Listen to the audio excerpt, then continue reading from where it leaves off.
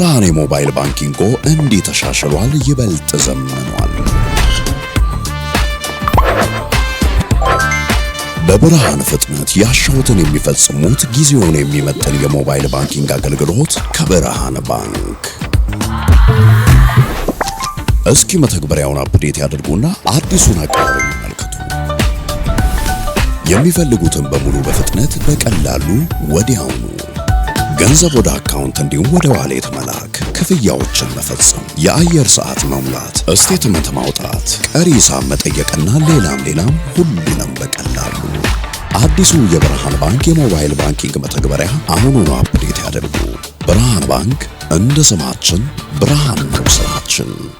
በዓለም ዋንጫ ታሪክ ከታዩ አስደናቂ ጨዋታዎች መካከል አንደኛው በግብጽና በአርጀንቲና መካከል ተደርጓል እና በውድድሩ ታሪክም በ96 ዓመት ታሪክ ጨዋታ 12 ደቂቃ እየቀረው 2-0 ሲመራ የነበረ ቡድን በዛው በ90 ደቂቃ ውስጥ ወደ ተጨማሪ ሰዓት ሳይገባ ማለት ነው ጨዋታ ሲያሸንፍ ወይም ያኛው ቡድን ሲሸነፍ ለመጀመሪያ ጊዜ ነው። በእርግጥ በቅርብ ጊዜ ሴኔጋል ከቤልጅየም ያደረጉት ጨዋታን እስከ 85ኛው ደቂቃ ድረስ የሴኔጋል ብሔራዊ ቡድን 2-0 ይመራ ነበር። በኋላ 3-2 ተሸንፏል።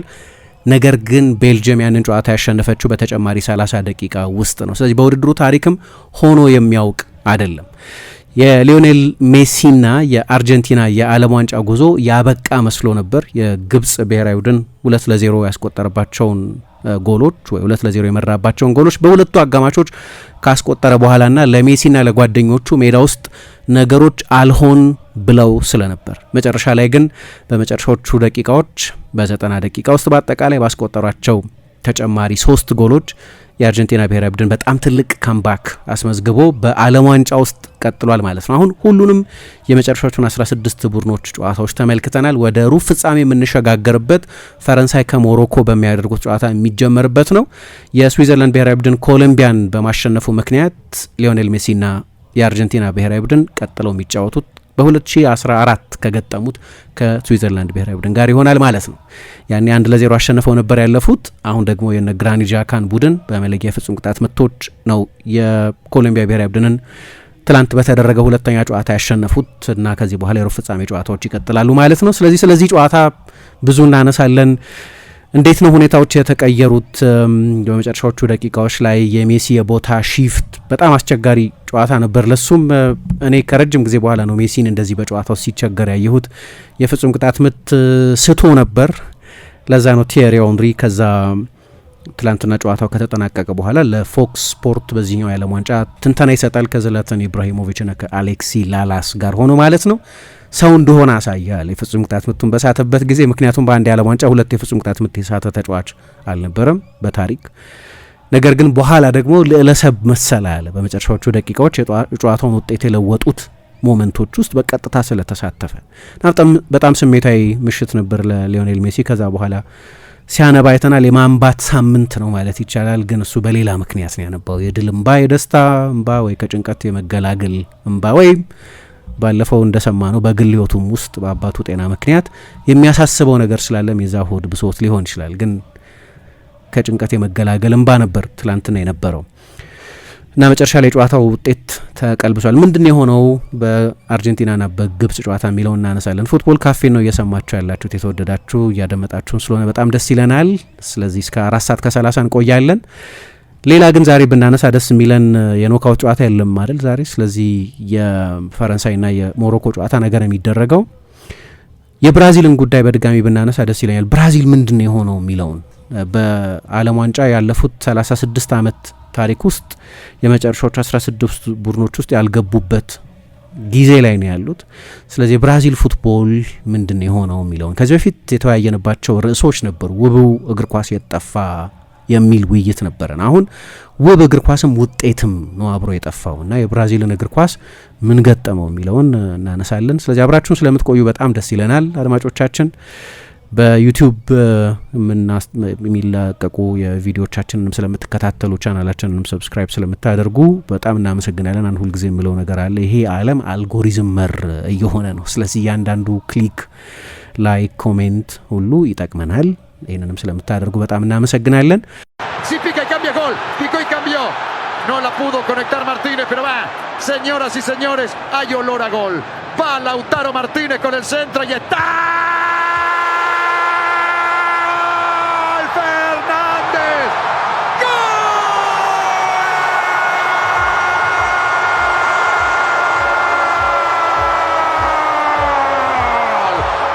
የመጀመሪያውን ጉዳይ እናንሳ። ትናንትና የዓለም ዋንጫ ጨዋታ ተደርጎ ነበር በአርጀንቲናና በግብጽ መካከል የተደረገው ጨዋታ አርጀንቲናን ወደ ቀጣዩ ዙር ያሳለፈ ሆኗል። ከ2-0 መምራት ወደ 3-2 አሸናፊነት ተቀይሯል። በግብጾች በኩል ብዙ በደል ደርሶብናል በሚል ብዙ መነጋገሪያ የሆነ አንዳንድ የዳኝነት ውሳኔዎችን በጨዋታው ላይ ነበሩትኝ። ግን የአርጀንቲና ካምባክ ከ78 ደቂቃ በኋላ የጀመረ ነበርና ይህንን ጉዳይ እናንሳ። ልክ ነው። በጣም አስገራሚ ጨዋታ ነበር፣ ምንም ጥያቄ የለውም እና ሰዓቱን በጣም የተመቸ ነው። በአንድ ሰዓት ነበር የተደረገው። ስለዚህ በጣም ብዙ ሰው ያየው ይመስለኛል። ሁለተኛ አርጀንቲና የሊዮኔል ሜሲ ቡድን ነበር የተጫወተው። ስለዚህ ብዙ ኢንትረስት የነበረበት ጨዋታ ነው። ግብጽ ደግሞ የአፍሪካ ብሔራዊ ቡድን ነው። በዓለም ዋንጫ ታሪክ ይህንን ያህል ርቀት መጥተው አያውቁም። ለነገሩ ኒውዚላንድን እስኪያሸንፉ ድረስ በዓለም ዋንጫ ጨዋታ አሸንፈው አያውቁም ነበር። ስለዚህ በጣም ትልቅ ኤክስፔክቴሽን የነበረበት ጨዋታ ነው እና የጥበቃውን ያህል የሆነ ጨዋታ ነው ማለት ይቻላል። ውዝግቡ የዛው አካል ነው፣ ግን ደግሞ የግብጽ ብሔራዊ ቡድን የተጫወተበት ጥራት በእኔ ግምት በጣም በከፍተኛ ደረጃ ነው የተጫወቱት። ለእኔ ትልቁ ችግር የነበረው በሁለቱ የውሃ ረፍቶች ጊዜ ከዛ በኋላ ነው የሁለቱም አጋማሾች የጨዋታ ተፈጥሮ የተለወጠው። በስንት የዓለም ዋንጫ ጨዋታዎች ላይ እንዳልኩ አላቅም፣ ግን የሚታይ ስለሆነ በውሃ ረፍቶች ጊዜ የጨዋታዎች አዝማሚያ ይለወጥ ነበር። ጠቅላላ አዝማሚያ ምናልባት ስፔሲፊክ ነጥቦች ላይሆኑ ይችላሉ፣ ግን ብዙ ጊዜ እንደዛ ይሆናል። የእንግሊዝ ብሔራዊ ቡድን በቀደም የውሃ ረፍት ባይመጣ ኖሮ ምን አይነት ከባድ ችግር ውስጥ ሊገባ ይችል እንደነበር ማየት ይቻል ነበር። ቱኸልም ከዛ ጨዋታ በኋላ ተናግረዋል እና በብዙ ከዓለም ዋንጫው መጀመር ጀምሮ ባየናቸው ጨዋታዎች ላይ እንዲህ አይነት ነገር ነበር። ግን በጠቅላላው በእኔ በኩል ከኳስ ጋር በነበራቸው ድፍረት በነበራቸው አርጀንቲናን ዶሚኔት የማድረግ ፍላጎት፣ በኳስ ቁጥጥር ጊዜ ቦልድ መሆን የሚሉት አለ ድፍረት አሳይተዋል። አስቀድሞ ጎል አስቆጥረዋል። ሌላ ጎል እንደገና በሁለተኛው አጋማሽ 2 ጎል አስቆጥረዋል። ኢንፋክት አንደኛውን የጸደቀው ግን በጣም ጥሩ የተጫወቱ ይመስለኛል። ያለ ኳስ በጣም አግሬሲቭ ነበሩ። ስለዚህ ለግብጽ በጣም ጥሩ ጨዋታ ነበር፣ ለአርጀንቲና ውስብስብ ጨዋታ ነው የነበረው እና ብዙ ስሜት የነበረበት ነው። በቅርብ ጊዜ መነሻችን ላይ እንዳለው እንባ እያየን ነው። ባለፈው ሉካ ሞድሪች የመጨረሻ ጨዋታውን ከክሮኤሽያ ብሔራዊ ቡድን ጋር ባደረገበት ጊዜ በእንባ ነው የዓለም ዋንጫን የተሰናበተው። ከዚያ ሌላ ትልቅ ሱፐርስታር ኔይማር የብራዚል ብሔራዊ ቡድን በኖርዌይ ተሸንፎ ከዓለም ዋንጫ ውጪ ሲሆን በእንባ ነው ውድድሩን የተሰናበተው። ደግሞ ከትላንት በስቲያ የፖርቱጋል ብሔራዊ ቡድን በስፔን ሲሸነፍ ክርስቲያኖ ሮናልዶ እንደዚሁ በእንባ ነው ከዓለም ዋንጫ የተሰናበተው። ስለዚህ እነዚህ ሁሉ ተጫዋቾች የዓለም ዋንጫ የማሸነፍ ህልም ነበራቸው እና ቢያንስ ያንን ህልማቸውን መኖር አልቻሉም። ለሁሉም አሁን ለጠቀስኳቸው ተጫዋቾች የመጨረሻ የዓለም ዋንጫ ነበር። ሊዮኔል ሜሲ ማንብቷል ትላንትና በጣም እንዲያውም በጠቅላላው ምን ይባላል ሜሲ የ2014ቱን የዓለም ዋንጫ ሲያጣ የዓለም ሸክም ሁሉ የነበረበት ሰው ይመስል ነበር። እንደተሰበረ ማየት ይቻላል። እንዲያውም ሄዶ የውድድሩ ኮከብ ተጫዋች ተብሎ ሽልማቱን በተረከበበት ጊዜ ይታያል አይኑ ላይ ምን አይነት ስቃይ ውስጥ እንደነበር። ግን አላለቀሰም። ብዙ በማልቀስ ዲሞንስትሬት የሚያደርግ ሰው አይደለም። ኢንትሮቨርት የሚባል አይነት ሰው ሽሽግ ሰው ነው። ስሜቱን ብዙ የሚገልጽ ሰው አይደለም። አልፎ አልፎ አይተን እናውቃለን። ለምሳሌ 2016ቱን ኮፓ አሜሪካ በቺሌ ተሸነፉ ማለት 3ኛ ተከታታይ ፍጻሜ ተሸነፈ የአርጀንቲና ብሔራዊ ቡድን እና ጫፍ ላይ እየደረሱ በጀርመን ጨዋታ ላይ በተጨማሪ ሰዓት ነበር ማሪዮ ጎትሰ ያንን ጎል ያስቆጠረው። በሁለቱ ተከታታይ በቺሌ በተሸነፉባቸው የኮፓ አሜሪካዎች በሁለቱም በፍጹም ቅጣት ምቶች ነበር የተሸነፉት እና መጨረሻ ላይ በቃ አይሆንልኝም ብሎ ተስፋ ቆረጠና ሲያለቅስ አየ ነው። ብዙ ሲያለቅስ አታየውም። በቅርብ ጊዜ ምናልባት ሜሲ ውስጥ የተለወጠው አንደኛው ነገር እንደ ሰው ማለቴ ነው የበለጠ ዲሞንስትሬቲቭ መሆኑ፣ የበለጠ ተናጋሪ፣ አንዳንድ ጊዜ ከዳኞች ጋር የሚከራከር፣ ከባላጋራ ቡድን ተጫዋቾች ጋር ለጠብ የሚጋበዝ የሆነ ማራዶናን የመምሰል የሚመስል ነገር አዘ ፐርሰን እንደ ሰው ማለት ነው። እንደዛ አይነት ባህሪ ማየት ጀምር ሊዮኔል ሜሲ ላይ። አሁን ደግሞ ሲያነባ ለመጀመሪያ ጊዜ አይደለም እዚህ ውድድር ላይ ከአልጄሪያ ብሔራዊ ቡድን ጋር በነበረው ጨዋታ ሃትሪክ ሰራ። የመጀመሪያ ዓለም ዋንጫ ጨዋታው ነበር በዚህ ውድድር ላይ። ለምን እንዳለቀሰ ለሰው ሁሉ እንቆቅልሽ ነበር፣ ግን በኋላ በግል ሕይወት ውስጥ በጣም የሚያስጨንቀው ነገር እንደነበር መጀመሪያ ከብዙሃን መገናኛዎች ነበር የሰማ ነው። ከብዙሃን መገናኛዎች መሰማቱን አልወደደውም፣ የአባቱ የጤና ሚስጥር ስለሆነ። ግን ታመው ነበር እና ይሄ ደግሞ ኮንፊደንሻል በቤተሰብ የተያዘ ጉዳይ ስለነበር በብዙሃን መገናኛዎች መነገሩን በሶሻል ሚዲያው ላይ ወጥቶ ጭምር ተቃውሟል። ግን በኋላ አወቅን ምክንያቱ ምን እንደሆነ። ለወራት አባትየው ሆርሄ የሊዮኔል ሜሲ አባት ብቻ ሳይሆኑ እያንዳንዱን የሜሲን ሕይወት የተመለከቱትን ጉዳዮች የሚቆጣጠሩ ኤጀንቱ፣ የእሱን ኮንትራቶች የሚደራደሩ የሕይወት ምርጫ ውስጥ ወሳኝ የሆኑ ሰው ናቸው። ስለዚህ ያ በጣም እንደሚያሳስበው አወቅን። ትላንትናም ደግሞ በድጋሚ ሲያሸንፍ አየን። እንግዲህ ሜሲ የሆነ ውድድርን ማሸነፍ የሆነ የግል ክብርን ማግኘት ብቻ ሳይሆን ደጋግሞ የማግኘት ታሪክ ያለው በእግር ኳስ ሕይወት ውስጥ ይሄ ጎደለው የሚባል ነገር የሌለበት አይነት የእግር ኳስ ተጫዋች ነው። ግን ትላንትና በጣም ለረጅም ደቂቃዎች ነው ሲያለቅስ ያየ ነው። ያ ጨዋታ የፈጠረው የስሜት ማዕበል ያን ያህል በጣም ከፍተኛ ነው። በኋላ እንደተናገረው ራሱ የጥፋተኝነት ስሜትም እያሳደደው ስለነበር የቡድን ጓደኞቼን ጎዳኋቸው የሚል የፍጹም ቅጣት ምቱን ስቶ ስለነበር የአርጀንቲና ብሔራዊ ቡድን ወደ ጨዋታ ሊመልስ ይችል የነበር የፍጹም ቅጣት ምትን 1-0 ይመሩ ነበር። ያንን የፍጹም ቅጣት ምት ሳተ። እንግዳ በሆነ ሁኔታ የፍጹም ቅጣት ምት ሪከርዱ በተለይ ሜሲ በጠቅላላው በእግር ኳስ ሕይወቱ ለነካበት የስኬት ጫፍ የሚያስገርም ድክመት ነው። ከ8 የፍጹም ቅጣት ምት 4ቱን ስቷል። በዚህኛው የዓለም ዋንጫ ብቻ 2 የፍጹም ቅጣት ምቶች ስቷል። ከኦስትሪያ ጋር በነበረውም ጨዋታ የፍጹም ቅጣት ምት ስቶ ስለነበር ባለፈው የዓለም ዋንጫ ላይ ከፖላንድ ጋር ስቷል። ከዛ በፊት ከአይስላንድ ጋር የፍጹም ቅጣት ምት ስቶ ነበር። የ2018 የዓለም ዋንጫ የመክፈቻ ጨዋታ ላይ 4 የፍጹም ቅጣት ምቶች ስቷል። በአንድ የዓለም ዋንጫ 2 የፍጹም ቅጣት ምት የመለያ ምቶችን ሳይጨምር የሳተ የመጀመሪያው ተጫዋች ሆኗል። ለዛ ነው አሁን ለፎክስ ስፖርት የሚተነትነው ቲየሪ ኦንሪ ሰው እንደሆነ ያሳየበት ቅጽበት የሚል አስተያየት የሰጠው 50% ነው የፍጹም ቅጣት ምት ስኬቱ ማለት ነው በዓለም ዋንጫዎች ላይ። ና ይሄ ደግሞ ለሜሲ ደረጃ በጣም ደካማ ነው። ያለቀሰበትን ምክንያት በተመለከተ ሲናገር እንግዲህ ሌሎች ምናልባት ሊናገራቸው ያልፈለጉ የግል ምክንያቶች ይኖሩት ይሆናል፣ ግን ጨዋታውን ሲምቦላይዝ ያደርጋል የሜሲ ከጨዋታው በኋላ የነበረው ጥልቅ ስሜት። ለአርጀንቲና ግን በጣም የተወሳሰበ ጨዋታ ነበረ። ምሳ ግን እንዴት አገኘሽው ጨዋታውን? በዓለም ዋንጫ ብዙ ድራማዊ ጨዋታዎች አየን። አርጀንቲና ራሱ እንደዚህ አይነት ከፍ ያለ ስሜት ያስተናገደ ጨዋታ ላይ ሲሳተፍ በቀናት ውስጥ ለሁለተኛ ጊዜ ነው። ከኬፕ ቨርድ ጋር የነበረው ጨዋታም ላይ ልክ እንደዚሁ አይነት ትልቅ ስሜት ነበር። ሌሎች የፉክክር ስሜታቸውና ጥራታቸው ከፍ ያሉ ጨዋታዎች አይቻለሁ። የክሮኤሽያ የፖርቱጋል ጨዋታ ለምሳሌ በጣም ኢንትረስቲንግ ጨዋታ ነበር። የፓራጓይና የፈረንሳይ ጨዋታ በሌላ ምክንያት ብዙ የሚያወያይ ጨዋታ ነበርና እንዴት አየሹ ጨዋታውን በጠቅላላው? አርጀንቲናንም ከምባክ እንዴት ነበር?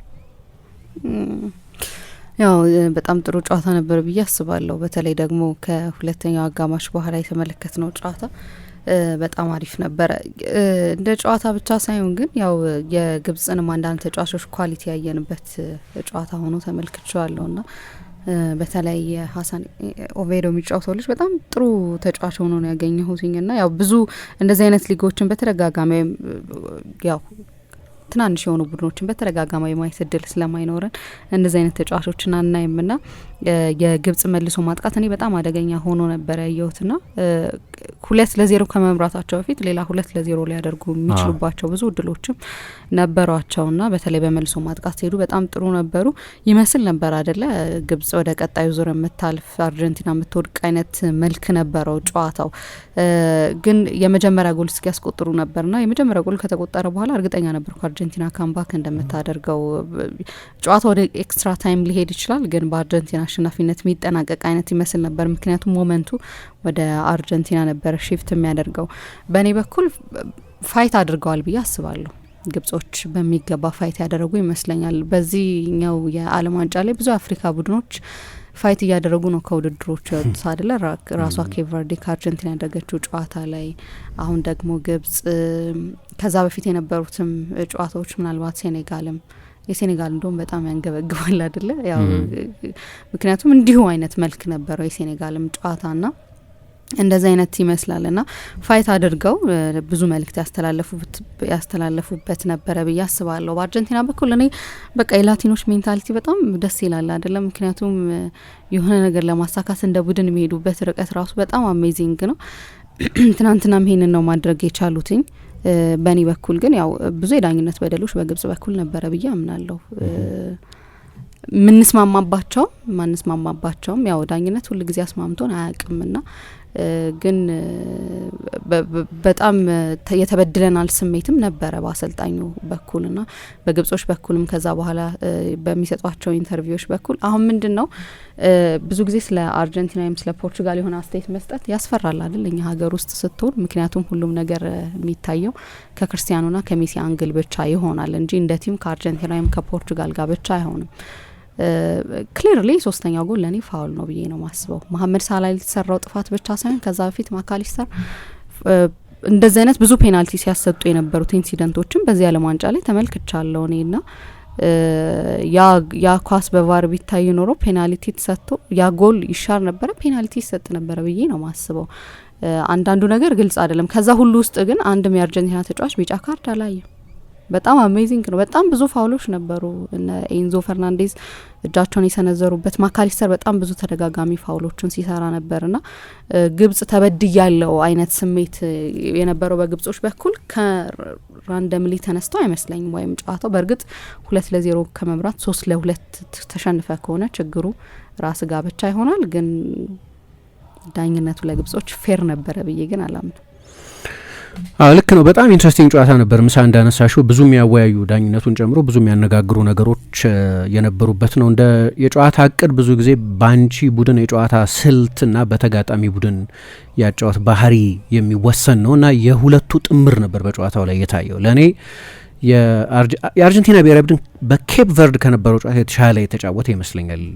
የኬፕ ቨርድ ጨዋታ በጣም ጥሩ አልነበሩ በጣም መጥፎ ነበሩ በንጽጽር የሚገርም ነው ፓራዶክሲካል ነው ተቃርኖች ያሉት ነው እዚህኛው ጨዋታ ላይ የተሻለ ተጫውተዋል ግን ግሩም እግር ኳስ ተጫውተዋል ለማለት ግን ያስቸግረኛል በድጋሚ በዚህኛው ጨዋታ ላይ ይሄ በሁሉም ጨዋታ ላይ ያየሁት ድክመት ነው የአርጀንቲና ብሔራዊ ቡድንን በተመለከተ በሜሲ የተሸፈነ ትልቅ ስንጥቃት ያለበት ቡድን ነው ይሄኛው የአርጀንቲና ብሔራዊ ቡድን እንግዲህ በኖካውት ምርጥ ቡድን መሆን ላይ ጠይቅ ይችላል መጨረሻ ላይ በውድድሩ ብዙ ርቀት ለመሄድ አንድ ጨዋታ ካሸነፉ ለምሳሌ ሴሚ ፋይናል ይገባሉ ማለት ነው ያው ቢያንስ ለደረጃ ይጫወታሉ ቢከፋ ካልሆነ ለፍጻሜ ያልፋሉ ግን የውድድሩ ቤስት ቡድን አልነበሩም እስካሁን ድረስ እንደዛ ነው የቶርናመንት ውድድር ባህሪ ምርጥ ቡድኖች ብቻ ፈረንሳይ ብቻ አይነት አሁን እስካሁን ድረስ በጣም ድንቅ የሆነ ቡድን የፈረንሳይ ብሔራዊ ቡድን ነው ስፔን ጥሩ ቡድን ነው ስዊዘርላንድ ብዙ አልተወራለትም ግን ጥሩ ቡድን ነው ዛሬ ትላንት ጥሩ የተጫወተ አይመስለኝም ግን እንደዛ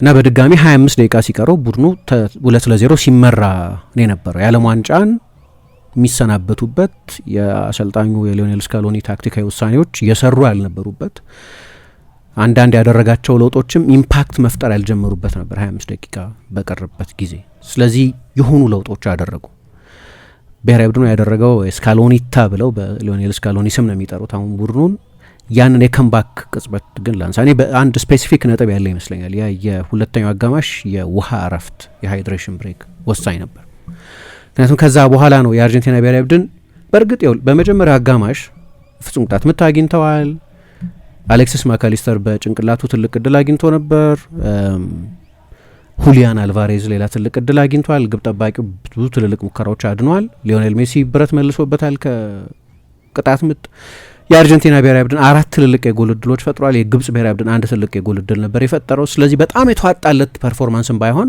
በመጀመሪያ አጋማሽ 1-0 መምራት አይገባውም የአርጀንቲና ብሔራዊ ቡድን ከጨዋታው ከፈጠሯቸው የጎል እድሎች ጥራት አንጻር ቤስቱ የግብጽ ተጫዋች የግብጽ ብሔራዊ ቡድን ግብ ጠባቂ ነው ነበር ሶ መጥፎ አልነበሩም ከኬፕ ቨርድ ጋር ከነበረው ጨዋታ አንጻር ስለምሳሌ የሜሲ ሙከራ ባለፈው ሜሲ ያንን በጣም ድንቅ ጎል ሲያስቆጠር ከኬፕ ቨርድ ጋር በነበረው ጨዋታ የጨዋታው የመጀመሪያ የአርጀንቲና ብሔራዊ ቡድን ኢላማውን የጠበቀ የጎል ሙከራ ነው ትላንትና እስከ ውሃ ረፍቱ ድረስ የተዋጣለት የነበረን ባይሆን ግን ከኬፕ ቨርድ አንጻር ጥሩ ነበር እየተጫወቱ የነበሩት ግን ስለ ካምባኩ ለማውራት ጥቂት ሜትሮችን እንደገና ወደፊት ገፍተው መጫወት የጀመሩት ከሁለተኛው አጋማሽ የውሃ ረፍት በኋላ ነው ማለት ከ67ኛው ደቂቃ በኋላ ነው ሊዮኔል ሜሲ ወደ ወጣትነቱ ዘመን የተጫዋችነት ቦታው የተመለሰበት ነው ምክንያቱም የመጨረሻውን 20 ደቂቃ የቀኝ ክንፍ ተጫዋች ሆኖ ነው የተጫወተው ከረጅም ጊዜ በኋላ ነው እዛ ቦታ ላይ ሊዮኔል ሜሲ ሲጫወት ያየ ነው የራሱ ውሳኔ ነው ወይ ያሰልጣኝ ቡድኑ ውሳኔ ነው ሊዮኔል ስካሎኒ ውሳኔ ነው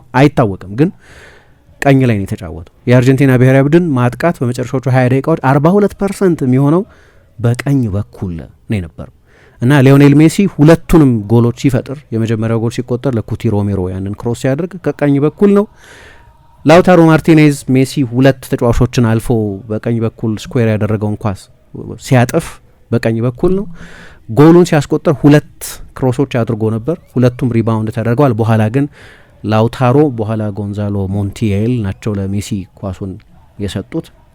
ጥራት ያለው ኳስ አልነበረም ለሱ የደረሰው፣ የእሱን ቴክኒክ ያሳየ ጎል ነው። እሱንም ከቀኝ ተነስቶ ነው ጎሉን ያስቆጠረው። በጣም ትልቅ ሺፍት ነበር በቀኝ በኩል መጫወት ስለጀመረ፣ ወይም አርጀንቲናዎቹ እንደሚሉት 7 ቁጥር ተጫዋች የሆነበት ቦታ ላይ ነበር። እነዚህ ዋና ዋና የተርኒንግ ፖይንት ምሳሌዎች ናቸው። ግን የአሰልጣኝ ሊዮኔል ስካሎኒ ለውጦችም በሚገባ ሰርተዋል። በመጨረሻዎቹ 20 ደቂቃዎች 25 ደቂቃዎች የሜሲን ቦታ ሪሎኬት ማድረግ አንዱ ሆኖ የሜሲ ኢንዲቪጁዋል ኢንስፓይሬሽን ነው። ምክንያቱም በጣም ትልቅ አናሊቲካል አእምሮ ነው ያለው። እንደሚታወቀው ሲጫወት ማስተዋል ይቻላል፣ ዝም ብሎ እንደማይጫወት በደንብ እንደሚያጠና፣ የጨዋታውን ስስ ክፍል እንደሚመለከት፣ ስፔስ የቱ ጋር እንዳለ በሚገባ እንደሚያስተውል ግልጽ ነው። ግን ጨዋታው ፍሎ አልነበረውም። አይ ቲንክ የአርጀንቲና ብሔራዊ ቡድን የኬፕ ቨርድ ጨዋታ ብቻ ሳይሆን ሌሎቹም ጨዋታዎች ላይ ተመሳሳይ ነገር ማለት ይቻላል። የሚተነበይ አይነት አጫወት ነው የነበረው። በቂ የክንፍ አጫወት አልነበረውም። ምክንያቱም የአርጀንቲና ብሔራዊ ቡድን ካለፈው የዓለም ዋንጫ የግማሽ ፍጻሜ ጨዋታ በኋላ ለመጀመሪያ ጊዜ እነዚህን 4 አማካዮች አንድ ላይ ነው ያሰለፈው። በቀኝ በኩል ሮድሪጎ ደ ፖል፣ ሁለቱ ጥልቅ አማካዮች የቡድኑ 6 ቁጥር ሆኖ ትላንትና ጨዋታውን የጀመረው ሊያንድሮ ፓሬጀስ እና አሌክሲስ ማካሊስተር ወደ ግራ አድልቶ ኤንዞ ፈርናንዴዝን የተጫወቱት። ግን ሚድፊልድ ዳይመንድ ነው። በጣም አድቫንስድ የሆነው ተጫዋች ኤንዞ ነው። በጣም ጠለቅ ያለውን ቦታ የያዘው ሊያንድሮ ፓሬዴስ ነው። በሁለቱም ክንፎች በኩል ከክንፍ ተጫዋቾች ሊመጣ የሚችል አጫወት አልነበረም። ስለዚህ ይሄ የበለጠ ዊድዝ ለማግኘት የሜዳ ስፋትን ለማግኘት የመስመር ተከላካዮቹ በጣም አስፈላጊ ነበሩ። ስለዚህ ትላንትና ኩኛ አርፎ ነበር እና በኒኮላስ ታሊያፊኮ በኩል ነው በአብዛኛው የአርጀንቲና የክንፍ ማጥቃት ይከወን የነበረው። በቀኝ በኩል ጎንዛሎ ሞንቲኤልም ይሁን ትላንትና ጨዋታውን የጀመረው ናሄል ሞሊና በጥሩ ፊትነስ ላይ እንዳልሆኑ ሲነገር ነበር እና በጥሩ ፊትነስ ላይ ያልሆኑ ተጫዋቾች ኮሪደር በሙሉ የመቆጣጠር ከባድ ኃላፊነት ነበራቸው ማለት ነው። ምክንያቱም ሮድሪጎ ደ ፖል ንጹህ የቀኝ ክንፍ ተጫዋች አይደለም እና ይታያል የአንሄል ዲማሪያ አይነቱን ንጹህ የክንፍ ተጫዋች ማጣታቸውን። ወይም በዚህ ውድድር ላይ እስከ ትላንትናው ጨዋታ ድረስ ቲያጎ አልማዳ ነበር ብዙ ጨዋታዎችን ይጀምር የነበረው። ፍጥነትና የክንፍ ጨዋታን የሚሰጣቸው አይነት ተጫዋች ነው፣ እሱ አልነበረም። ስለዚህ በአርጀንቲና ብሔራዊ ቡድን በኩል እዚህ ውድድር ላይ በጣም ትልቅ ጥያቄ ሆኖ የተከላካይ መስመሩ ጉዳይ ነው። የኬፕ ቨርድ ጨዋታ ላይ ብዙ ተፈትኗል። በሌሎቹ ጨዋታዎች ላይ በቂ ፈተና ገጠመው ለማለት ቢያስቸግርም ግን ከውድድሩ መጀመር በፊት የነበረ ስጋት ነው። ምሳ እንደምታስታውሹ ያለፈው የዓለም ዋንጫ ላይ የአርጀንቲና ብሔራዊ ቡድን የተከላካይ መስመር ጥሩ አልነበረም። በፈረንሳይ 3 ጎል ተቆጥሮበታል። በሆላንድ 2 ጎሎች ተቆጥሮበታል።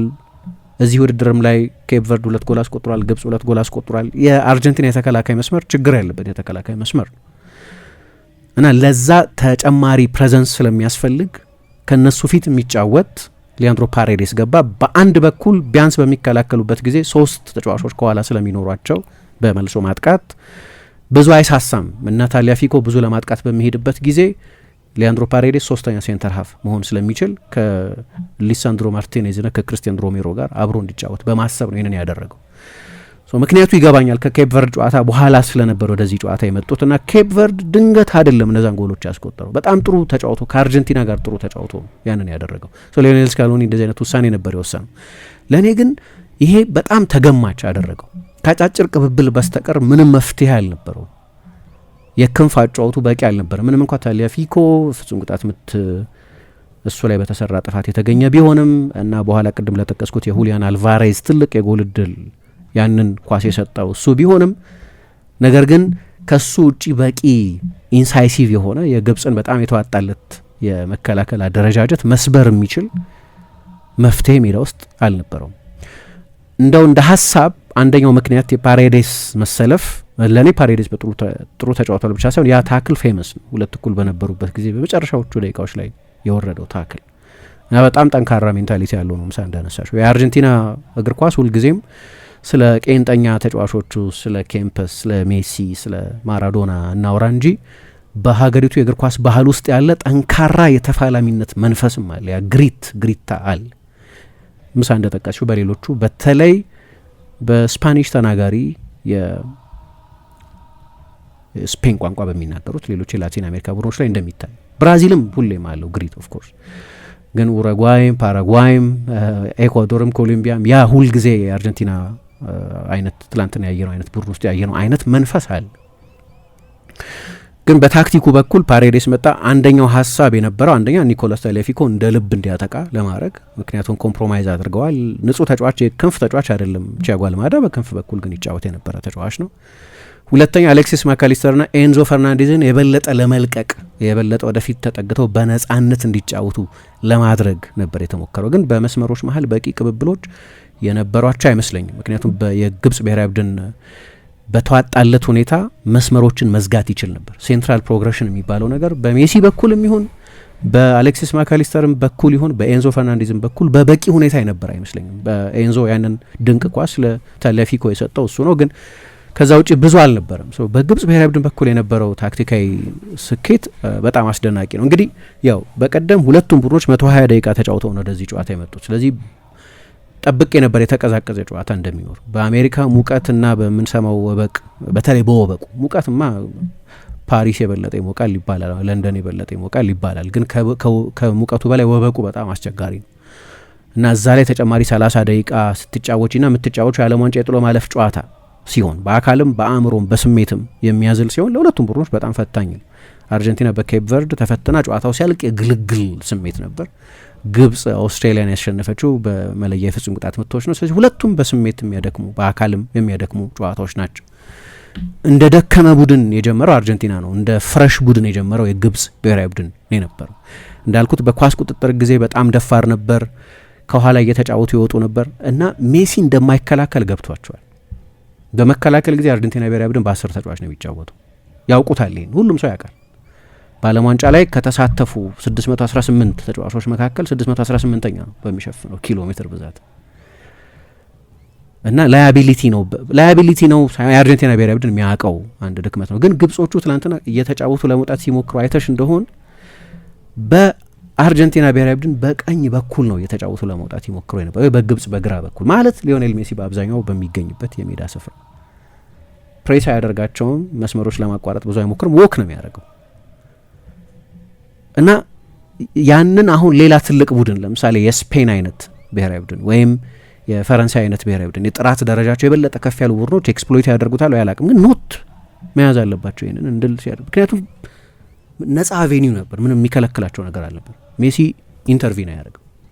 5-6 ኪሎ ሜትር በጨዋታ የሚሸፍን ፕሬስ አያደርግም እና ኳስ መቆጣጠራቸው ብቻ አይደለም እየገረመኝ የነበረው የመረጡት ጂኦግራፊ በጣም አስገራሚ ነበር። ሎኬት ያደረጉት የሜዳ ስፍራ አስገራሚ ነበር። በቃ በግብጽ ግራ በኩል ነው በአብዛኛው ኳስ ይዘው ሊወጡ ይሞክሩ የነበሩት። አውቀውታል ይሄንን እና በጣም በፐርፐዝ ነው የምትጠብቂው። የግብጽ ብሔራዊ ቡድን ጠለቅ ብሎ ይከላከላል፣ ኳሱን ለአርጀንቲና በአብላጫው ይተዋል። ግን ጨዋታው ሲጀመር እንደዛ አልነበረም ነበር። የግብጽ ብሔራዊ ቡድን እኮ የመጀመሪያው የውሃ እረፍት ጊዜ ፖሴሽኑን አይተሽ እንደሆን የግብጽ ብሔራዊ ቡድን ነበር በፖሴሽን ይበልጥ ነበር። አስገራሚ ነው። 4 አማካዮች ይዞ ገብቷል የአርጀንቲና ብሔራዊ ቡድን። ከባለፈው ጨዋታ አንድ ተጨማሪ አማካይ ጨምሯል። የበለጠ የማጥቃት የክንፍ ተጫዋችነት ባህሪ ያለውን አልማዳን ትቶ ማለት ነው። አንደኛው ይህንን በትራንዚሽን የመጋለጥን በኳስ ሞኖፖላይዝ የመደረግን ነገር ለማስቀረት ነው። ምክንያቱም ኬፕ ቨርድ ኳስ ይዞባቸው ነበር በቀደም። ይህንን ለማስቀረት ነው አሰልጣኙ ይህንን ያደረገው እና የግብጽ አጀማመር ለእኔ በሚገርም የነበረው። ከዛ በእርግጥም ጎል አስቆጠሩ። ከውሃ እረፍት በፊት ፖሴሽን ብልጫ ነበራቸው። ይሄ በኳስ ጊዜ ያለ ኳስ ደግሞ የኔ ቅሬታ በኋላ ላይ የነበረው የግብጽ ሴታፕ 2-0 ከመሩ በኋላ የነበረው ሴታፕ ችግር ነበረበት። ግን በመጀመሪያ አጋማሽ ከኳስ ጋር ደፋር፣ ያለ ኳስ አግሬሲቭ ነው የነበረው። በቂ ጊዜ ለአርጀንቲና ተጫዋቾች የሚሰጥ አልነበረም። አግሬሲቭ ናቸው፣ ይወጣሉ። ሳጥናቸውን አልነበረም ሲከራከሩ የነበሩት። ፕሬስ ለማድረግ ይሞክራሉ፣ ይወጣሉ። ኳስ የያዘው ተጫዋች ጊዜና ቦታ የማሰቢያ ቦታ እንዲተው አይፈቅዱም። በጣም አግሬሲቭ ነው የነበረው። የመስመር የቅብብል መስመሮችን ቅድም እንዳልኩት የበለጠ አድቫንስድ ሆነው እንዲጫወቱ የታሰቡትን የአርጀንቲና ተጫዋቾች ወደ እነሱ ኳስ እንዳይመጣ መስመሮች መዝጋት ይችሉ ነበር። በዚህም በጣም የተዋጣለት ነበር። በክንፍ በኩል የነበራቸው ጨዋታም ድንቅ ነው። ቅድም ያነሳሽው ተጫዋች ሀይሰን ሀሰን ረጅም ጊዜ የተስፈኛ ተጫዋች ተብሎ ሲነገርለት ዘ ጋርዲያን ሲጽፍ ትዝ ይለኛል የዛሬ 4-5 ዓመት የአፍሪካ ተስፈኛ ተጫዋች የተባለ አንድ ማሄር ሜዛሂ የሚባል ጋዜጠኛ አለ። ብዙ ጊዜ የአፍሪካ ዋንጫ በሚመጣበት ጊዜ የምንጠቅሰው አፍሪካ ዜ ካንትሪ የሚባል ዌብሳይት ላይ ይጽፋል እና የሚታወቅ ጋዜጠኛ ነው እና እሱ ነበር ኮንትሪቢዩት ያደርግ የነበረው። ግን የተወለደው ፈረንሳይ ውስጥ ነው ልጁ። ለቱኒዚያም ሊጫወት ይችል ነበር፣ ለፈረንሳይ መጀመሪያ ማስታወሰው ሻተሩ የሚባል የፈረንሳይ ቡድን ውስጥ ይጫወት ነበር። ግን ደ ጋርዲያን ሲጽፈው አስታውሳለሁ። የጋርዲያን በየአመቱ በየአህጉሩ ያሉ ተስፋ ያላቸው ተጫዋቾች ይጠቀሱ ነበር። አንደኛው እንግዲህ ይሄኛው ያው ጥፋተኛም ነበር። የፍጹም ቅጣት ምቱ የተሰጠው እሱ በሰራው ጥፋት ምክንያት ነው። ታለፊኮ ላይ ከጀርባው አደጋ እንዳለ አላነበበም። ሚስ ታይምድ ነው፣ ፋውል ነው ኦፍኮርስ። ግን በኋላ የግብጽ ብሔራዊ ቡድን በሁለቱ አጋማሽ ያስቆጠራቸው 2 ጎሎች ነበሩ። አንዱ ቢሆንም የጸደቀው በሁለቱም ብሔራዊ ቡድኖች ውስጥ በተለይ የሚለይብኝ አንደኛው የግብጽ ተጫዋቾች የክንፍ ተጫዋቾች የሚባሉት ካሏቸው በላይ የረጅም ርቀት ድሪብለር መሆን አንድ ነገር ነው። ግን በተለይ በመልሶ ማጥቃት በኩዊክ ብሬክ ምናምን ከሆነ የምትጫወቹ ኳስ ይዞ ረጅም ሜትር መሄድ 40-30 ሜትር መሄድ የሚችል ተጫዋች ያስፈልጋል። ይሄ ተጫዋች ያ ፍጥነት አለው፣ ያ ቀጥተኝነት አለው፣ ያ የድሪብሊንግ ችሎታ አለው እና እሱ በጣም አስቸጋሪ ነበር። በተለይ ደግሞ በግብጽ በአርጀንቲና ብሔራዊ ቡድን በኩል ቅድም እንዳነሳሁት ንጹህ የክንፍ ተጫዋች በቀኝም በግራም በኩል ስለሌላቸው የናሁዌል ሞሊላ እና የኒኮላስ ታሊያፊኮ ኦቨርላፕ የማድረግ ወደፊት ሄዶ የመጫወት ለአርጀንቲና ብሔራዊ ቡድን የሜዳ ስፋት የመስጠት ኃላፊነት ስላለባቸው ሁልጊዜ ክፍት ይሆናል። ይሄ ደግሞ ለሱም ለአሹርም ጠቃሚ ነበር። ብዙ 1v1 ያገኙ ነበር። አንዳንድ ጊዜ ከሴንተር ባኮቹ ጋር 1v1 ይገኙ። የክንፍ ተጫዋችን ከመሀል ተከላካይ ጋር አንድ ለአንድ ማገናኘት አትፈልግም እና ለግብጾቹ ብዙ ነገር እየሰራ ነበር። በአርጀንቲና ብሔራዊ ቡድን በኩል ስትራክቸራሊ ችግር ነበረበት። በንጽጽር የተሻለ እየተጫወቱ እንኳ ቢመስለኝም ግን በቂ ሙቭመንት አልነበረውም። በቂ አደገኛ ከጀርባ የሚደረጉ ሩጫዎች አልነበሩም። የክንፍ ተጫዋች ያለመኖሩ ጉዳይ ነው። ስለዚህ ሙሉ ለሙሉ ጥገኛ የነበሩት በአጫጭር ቅብብሎች ላይ ብቻ ነው ከታሊያፊኮ ተደጋጋሚ ሩጫዎች በስተቀር እና አንድ ጊዜ ብቻ ሀሳን አሁን ምሳ እንዳነሳሽው በላሊጋ ውስጥ ለሪያል ኦቪዬዶ ከነሳንቲ ከሶርላ ጋር ሲጫወት ያሳለፈ ተጫዋች ነው። እሱን ትራክ ማድረግ አልቻለም እና መጨረሻ ላይ ጥፋቱ የተሰራው በዛ አጋጣሚ ነው። ግን ወደ ስፔስ የሚሮጥ በቂ ተጫዋችም አልነበረም። በተለይ በሮድሪጎ ደ ፖል በኩል ምንም አላየሁም በአርጀንቲና ብሔራዊ ቡድን። ከሁሉ በላይ በጣም አስገራሚ የነበረው የሊዮኔል ሜሲ ፐርፎርማንስ ነው። በጣም ደካማ ፐርፎርማንስ ነው በእኔ አስተያየት። ከረጅም ጊዜ በኋላ ነው ሜሲን በዚህ ደረጃ እንደዚህ አይነት ቴክኒካል ኢናኩሬሲ ያየሁበት። የቅጣት ምቱን ከመምታቱ በስተቀር በኋላ ጨዋታው እስኪለወጥና የከምባኩ አርኪቴክት እስኪሆን ድረስ በቃ መጨረሻ እንደዚህ ነው። የአንድ ታላቅ ተጫዋች አንታይ ክላይማክስን ነው እያየው የነበረው። በእኔ በኩል በጣም ጥሩ ዓለም ዋንጫ ነው እያሳለፈ ያለው። በእያንዳንዱ ጨዋታ ላይ ጎል አስቆጥሯል። የትላንትናውን ጨምሮ እንግዲህ በ5 ጨዋታ 8 ጎል መሆኑ 8 ጎል አስቆጥሯል። ከፍተኛ ጎል አስቆጣሪነቱን እየመራ ነው። የትላንትናው ካምባክ ኦፍኮርስ ያለሱ የሚሳካ አልነበረም፣ ግን ከዛ በፊት ግን ጥሩ አልነበረም። በጨዋታ አብዛኛው ጊዜ ድሪብል ይሞክር፣ ፓስ ለማድረግ ይሞክር፣ ኮምባይን ለማድረግ ይሞክር፣ ምንም ያደርግ ለእኔ በጣም ደካማ ነበር ትላንትና። ያለ ኳስም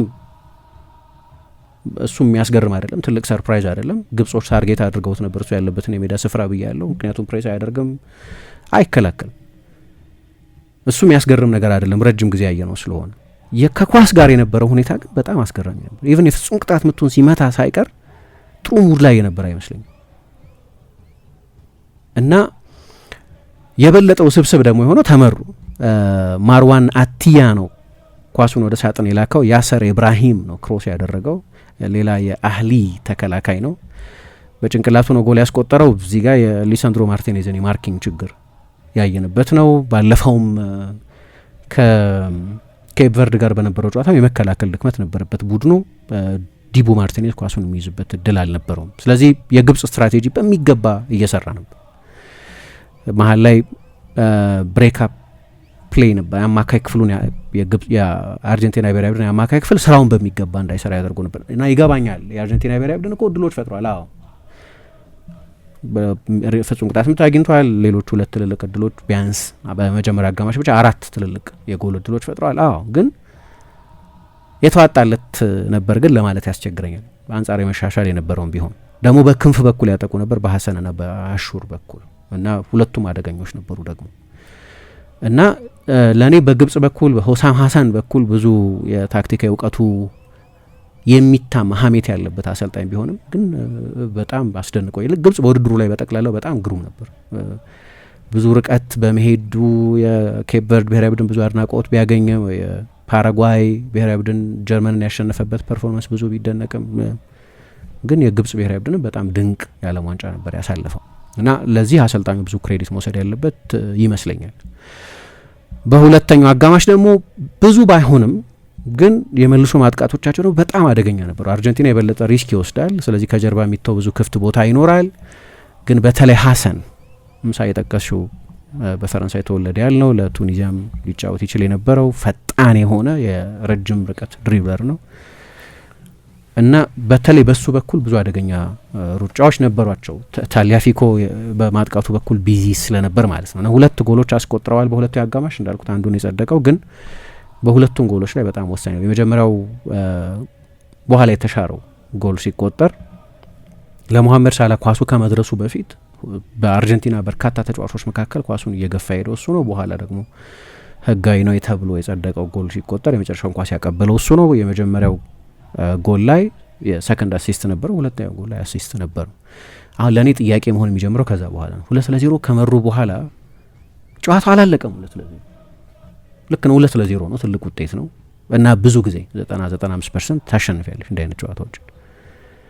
ግን ከዛ በኋላ አንዳንድ ቡድኖች በዚህ ዓለም ዋንጫ ላይ እንዳየ ነው በጣም ድሮፕ ያደርጋሉ። የመጨረሻው መስመር የመጨረሻዎቹን 15 ደቂቃዎች 2-0 ከመሩ በኋላ የግብጽ ብሔራዊ ቡድንን ሼፕ ብታይ አቬሬጅ የግብጽ ብሔራዊ ቡድን ፎርሜሽን 6-2-2 ነው የነበረው። የመጨረሻው መስመር 6 አማካዮቹ በጣም ዲፕ ናቸው። አንዳንድ ጊዜ የክንፍ ተጫዋቾች በጣም ወደ ኋላ ይመለሳሉ። መሐመድ ሳላ እንደምታውቂው ሴንትራል ሆኖ ነው የተጫወተው። ፌክ 9 ዚኮ አውት ኤንድ አውት 9 ቁጥር አይደለም፣ ሀሰተኛ 9 ቁጥር ወደ ክንፍም ይወጣል፣ ከአሹር ጋር ቦታ ይለዋወጣል። ለዚህ ግን በጣም ድሮፕ አደረጉ። ይሄ ደግሞ ችግር ነው። አደጋ ነው ኢንቫይት የምታደርጊው እና ለእኔ ዘይ ድሮፕ ቱ ዲፕ ቱ ሱን እንደሚሉት 15 ደቂቃ 20 ደቂቃ እየቀረው 2-0 ስረ መላሽ ከአርጀንቲና ብሔራዊ ቡድን ጋር በዛ ጥልቀት መከላከል ትክክል አይመስለኝም። ይሄ ግን በግብጽ ላይ ብቻ ያየሁት አይደለም፣ በሌሎችም ጨዋታዎች። ምክንያቱም ለእኔ ጥሩ ከመጫወታቸው ምክንያቶች መካከል አንደኛው ከኳስ ጋር አግሬሲቭ የመሆናቸው ነገር ነው። አግሬሲቭ ዲፌንዲንግ ይባላል። ፕሬስ ማድረጋቸው፣ ከራሳቸው ሳጥን መውጣታቸው፣ መጨረሻ ላይ ሳጥን ውስጥ መከማቸት ጀመሩ። ስለዚህ የማያቋረጥ ክሮስ ይኖራል እና ክሮስ የሚያደርጉት ደግሞ እንደ ሜሲ አይነት ከፍ ያለ የክሮሲንግ ጥራት ያላቸው ተጫዋቾች ናቸው። ታክቲካዊ ውሳኔ ከሆነ አላቅም ወይ ከአሰልጣኞቹ ቁጥጥር ውጭ ከሆነ አላቅም፣ ግን ስህተት ነበር። በእኔ ግምገማ ስህተት ነበር። በሌሎችም ጨዋታዎች ላይ ግን እንዲህ አይነት ስህተት የሰሩ ቡድኖች አይቻልም። እንግዲህ እንደዛ በአግሬሲቭ ዲፌንዲንግ መጫወት ለ90 ደቂቃ ስለሚያስቸግር ሊሆን ይችላል። ኤነርጂ ከ122 ሰዓት ከተጫወትሽ በኋላ ያንን ማድረግ ለ90 ደቂቃ አስቸጋሪ ስለሆነ ሊሆን ይችላል። የሆነ ምክንያት ይኖረዋል መቼስ። ያን ነው ከዛ በኋላ ነው የሜሲን ኢፌክት ማየት የጀመር ነው። የትልልቆቹን የአርጀንቲና ተጫዋቾች ተጽዕኖ የበለጠ ማየት የጀመር ነው ከዛ በኋላ ነው። ከሁሉ በላይ ከሁለተኛው የውሃ ረፍት በኋላ ስፔሲፊክ ነጥብ ነው ብዬ አምናለሁ እና ወደ መሰረቱ ነው የተመለሰው። ሜሲን መጀመሪያ ስናውቀው በቀኝ ክንፍ ተጫዋችነት ነው የምናውቀው። ወደ ባርሴሎና ዋናው ቡድን ሲመጣም በ2005 የዓለም ወጣቶች ዋንጫ ውድድርም ላይ አላየሁትም ያንን ውድድር፣ ግን በ2005 ከዓለም ዋንጫው በፊት የላቲን አሜሪካ ወጣቶች ውድድር ነበር። ያኔም ቢሆን የቀኝ ክንፍ ተጫዋች ሆኖ ነው የጀመረው። በኋላ ነው የበለጠ በተለይ ከጓርዲዮላ የባርሴሎና አሰልጣኝ መሆን በኋላ ነው ሴንትራል ተጫዋች የሆነ። ግን ከአመታት በኋላ ሜሲ ወደ ሩቱ ተመለሰ፣ ወደ ቀኝ ክንፍ ተጫዋችነት ተቀየረ እና የመጀመሪያው ጎል ሲቆጠር በጣም ድንቅ ክሮስ ነው ለክርስቲያን ሮሜሮ ክሮስ ያደረገው። የግብጽ የማርኪንግ ችግር አለ በእርግጥ፣ ግን ሮሜሮ ብዙ ጊዜ ሳጥን ውስጥ ነበር። ያኔ እንደ አጥቂ ነበር ይጫወት የነበር። የግብጽን ድሮፕ ማድረግ የሚነግርሽ ክርስቲያን ሮሜሮ ረጅም ጊዜ የግብጽ ሳጥን ውስጥ እንዲቆይ መሆኑ ነው። በክፍት ጨዋታም ጊዜ በቆሙ ኳሶችም ጊዜ ያን ያህል ሪትሪት ያደረገው የግብጽ ብሔራዊ ቡድን። ከዛ ሁለተኛው አጋጣሚ ላይ ደግሞ ሁለት የግብጽ ተጫዋቾችን ልክ እንደ ቀደሙት አመታት ሁሉ ያንን አክሰለሬሽን የኪክ የሚሉትን አሁን ድሮ ሜሲ 20 ደቂቃ አክሰለሬት የሚያደርገው አሁን 20 ሜትር አክሰለሬት የሚያደርገው አሁን አያደርግም። ግን የ4-5 ሜትር ኪኮች ነበሩት። የመጀመሪያ አጠገቡ ያለውን ሰው የሚያልፍበት፣ ከዛ በኋላ ወደ ጎል ለመምታት ይሁን ፓስ ለማድረግ ይሁን የሆነ ውሳኔ ለመወሰን የሚያስችል ጊዜ ይገዛል ለራሱ። ያ በጣም አስፈላጊ የሚሆነው በመጀመሪያዎቹ ጥቂት ሜትሮች ላይ የሚያደርገው ኪክ ነው። እኔ እንዲያውም ለረጅም ሰዓት ያንንም ያጣው ነበር ይመስለኝ ትላንትና፣ ቢያንስ በትላንትናው ጨዋታ በኋላ ልክ ሁለተኛ ጎል ከመቆጠሩ በፊት ሜቢ 81ኛው ደቂቃ ላይ ለላውታሮ ማርቲኔዝ ሌላ ተቀይሮ ለገባው ተጫዋች ሁለት የግብጽ ተጫዋቾችን በቀኝ በኩል ነው በድጋሚ ልክ እንደ ክላሲክ የክንፍ ተጫዋቾች አልፎ ነው ኳሱን ወደ ሳጥን አጥፎት የነበረው። ላውታሮ በእርግጥ ጎሉን አላስቆጠረውም። ከዛ ይሄ ሁሉም የሆነው እንግዲህ በ4 በ5 በ6 ደቂቃ ውስጥ ነው። የጨዋታውን ጠቅላላ ስዕል የቀየረው ይሄኛው ለውጥ ነው። አንደኛው የግብጽን ባህሪ ተናግሬ ያለው በጣም የተዋጣለት ታክቲካል ፕላን ነበራቸው እስከዚህ ድረስ፣ ግን በጣም ሪትሪት ያደረጉ ይመስለኛል። ያ ደግሞ ኢንቫይት አደረገ ማያቋረጥ ጫና፣ ተከታታይ ጫና እና ሜሲ ወደ ቀኝ ሺፍት አደረገ። እሱ በጣም ትልቅ ለውጥ ነው። የስካሎኒ ለውጦች ማነሳለሁ በጣም አስፈላጊ ለውጦች አድርጓል በዚህኛው ጨዋታ ላይ። ሁለተኛው ትልቁ የጨዋታው ሞመንት ግን ራሱ ጎሉን ያስቆጠረበት ሞመንት ነው። ይሄም ከቀኝ በኩል ሁለት ተከታታይ ክሮሶችን ካደረገ በኋላ ነው ኳሱን መጀመሪያ ላውታሮ ማርቲኔዝ፣ ከዛ በኋላ ጎንዛሎ ሞንቲኤል፣ መጨረሻ ላይ ሊዮኔል ሜሲ በኃይል የመታው ኳስ ግሩም አጨራረስ ነበር። ግብ ጠባቂው በጨዋታ ላይ በጣም ድንቅ ነበር። የግብፁ ግብ ጠባቂ ሾቤር አባቱም ግብ ጠባቂ ነበር ከዚህ በፊት። ያንን ጥበብ ወርሶት ሊሆን ይችላል። ግሩም ግብ ጠባቂ ነው። ግብጽ አንደኛው ትልቁ የግብጽ እግር ኳስ ኳሊቲ የግብ ጠባቂዎቹ ጥራት ይመስለኛል። ረጅም ጊዜ የምናውቃቸው ትልልቅ ግብ ጠባቂዎች ነበሩት፣ ግን በቅርብ ጊዜ እንደ ሙሐመድ ኤልሻናዋይ አይነት ግብ ጠባቂ ነበሩ። ሌሎችም ግብ ጠባቂዎች ነበሩት። ይሄኛውም አሪፍ ግብ ጠባቂ ነው፣ ጥሩ ግብ ጠባቂ ነው። ግን ጎሉ ተቆጠረበት። ከዛ በኋላ ሬዚስት ማድረግ አልቻሉም። ግን የመጨረሻዎቹን 20 ደቂቃዎች ብታይ ሜሲ ወደ 7 ቁጥር ቦታ ነው ድሪፍት ያደረገው፣ ወይም እንደ ዲማሪያ መጫወት ጀመረ ማለት ነው። ዲማሪያና ሜሲ አንድ አይነት ተጫዋቾች አይደሉም። ሁለቱም የግራ እግር ተጫዋቾች ቢሆኑም፣ ሁለቱም የሮሳሪዮ ተወላጆች ቢሆኑም ዲማሪያ የበለጠ ክሮሰር የክንፍ ተጫዋች ነው። የበለጠ ዊድዝ ይሰጣል፣ ግን የበለጠ ክሮሰር። ሜሲ ወደዛ ነው የተለወጠው፣ ወደ ክሮሰርነት ነው የተለወጠው። ይሄ ታክቲካል ማስተር ክላስ ነው፣ ማንም የሚወስነው። ሜሲም በራሱ ውሳኔ ያደርገው፣ ምክንያቱም ናቹራል ነው። ምክንያቱም ከዛ በኋላ የአርጀንቲና ብሔራዊ ቡድን እኮ በ2-9 ቁጥሮች መጫወት ጀምሮ ነበር። ላውታሮ ማርቲኔዝ ሲገባ ሁሊያን አልቫሬዝ ነበር ሜዳ ውስጥ፣ ሁለቱም አንድ ላይ ነው የተጫወቱት። ስለዚህ ሁለት የቦክስ አጥቂዎች አሉ። ስለዚህ ሜሲ ወይ 10 ቁጥር ነው የሚሆነው፣ ድሮፕ ነው የሚያደርገው፣ ወይ ወደ ፍላንክ ነው የሚወጣው። ናቹራል የሆነው ነገር ከሁለቱ ኋላ መጫወቱ ነው። ግን አስገራሚው ነገር 7 ቁጥር ሆኖ እንዲጫወት መደረጉ፣ ወደ ቀኝ ክንፍ እንዲወጣ መደረጉ ነው በጣም አስገራሚ ነበረው እና ጨዋታው የተገለበጠው ከዛ በኋላ ነው እና ሌላ ውብ ሞመንት ያሳለፈበት ጨዋታ ሆነ ማለት ነው። የዛሬ 15 ዓመት የኮፓ አሜሪካ ውድድር በኡሩጓይ ነበር የተደረገው። ማነው በኡሩጓይ ነበር የተሸነፉት፣ አርጀንቲና ላይ ነበር የተደረገው። ሳንታፌ ላይ ነው የአርጀንቲና ብሔራዊ ቡድን በኡሩጓይ የተሸነፈው እና በመለያ ፍጹም ቅጣት ምት ነበር የተሸነፈው። ደጋፊ ሁሉ ሰደበው ሜሲን። ከዛ ጨዋታ በኋላ የዛሬ 10 ዓመት ኮፓ አሜሪካ ሴንቴናሪዮ ተብሎ በአሜሪካ ነበር ውድድሩ የተደረገው። 100ኛ ዓመቱ በሆነ ጊዜ ተሸነፈ በቺሌ ብሔራዊ ቡድን በድጋሚ በፍጹም ቅጣት ምት። ብዙ ጊዜ በፍጹም ቅጣት ምት ነው የእሱ ቡድኖች ይሸነፉ የቆዩት እና ከዛ በኋላ ነው ከአርጀንቲና ብሔራዊ ቡድን ለቅቄ ያለው ከ10 እና ከ15 ዓመት በኋላ ሌላ እድል ያለው አይመስለንም ነበር።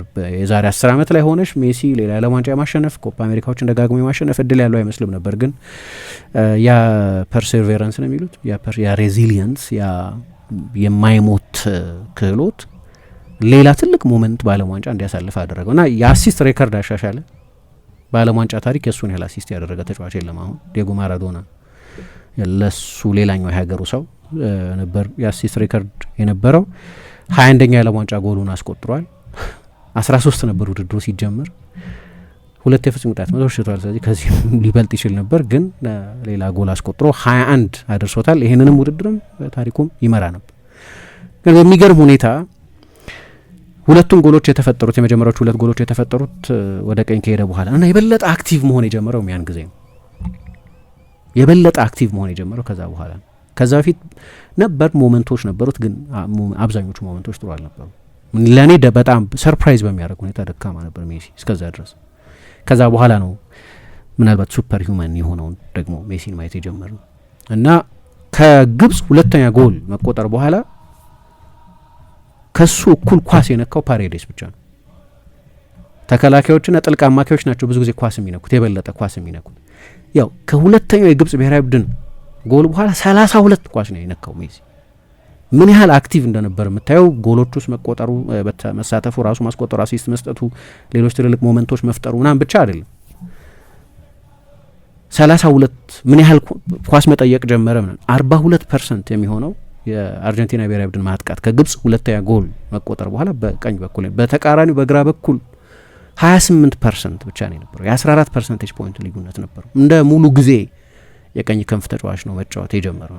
አንዴ ሀፌዝን፣ አንዴ ትሬዜጌን፣ አንዴ ሌላ ተጫዋች ሲያልፍ ነው ያየ ነው። ከዛ በኋላ የበለጠ ወደ ጨዋታው መምጣት የጀመረው ለላውታሮ ማርቲኔዝ ያንን የጎል ዕድል የፈጠረው ሮሜሮ ያንን አሲስት የሰጠው በኋላ ጎሉን ያስቆጠረው ከጨዋታው ወደ ቀኝ ክንፍ አድልቶ መጫወት መጀመሪያ ከሜሲ የቦታ ሺፍት በኋላ ነው እና ይሄ በጣም ቁልፍ ታክቲካዊ ለውጥ ነው የነበረው። የአርጀንቲና ብሔራዊ ቡድንም ትላንት አንድ ፕሮግራም ነበረን። ኖርማል ያልሆነ የሜሲ ዲፔንደንሲ ያለበት ይሄ ቡድን ቁጥሮቹ በሚያስደነግጥ ሁኔታ በአስቆጠራቸው ጎሎች ቁጥር ብቻ አይደለም፣ በሙከራዎቻቸው ብዛት፣ በኦን ታርጌት ሙከራዎቻቸው ብዛት፣ በሚፈጥሯቸው የጎል ዕድሎች ብዛት ውስጥ ሜሲ ያለው ፕሮፖርሽን ከውድድሩ በፊት ከነበረኝ ኤክስፔክቴሽን በጣም የተለየ ነው።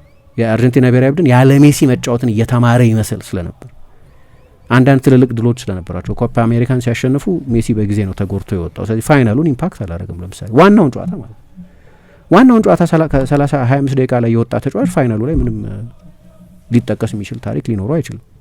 ያለ እሱ ነው ያሸነፉት። ግን በውድድሩ ላይ በጠቅላላውም ኤፒክ ሜሲን አላየ ነው።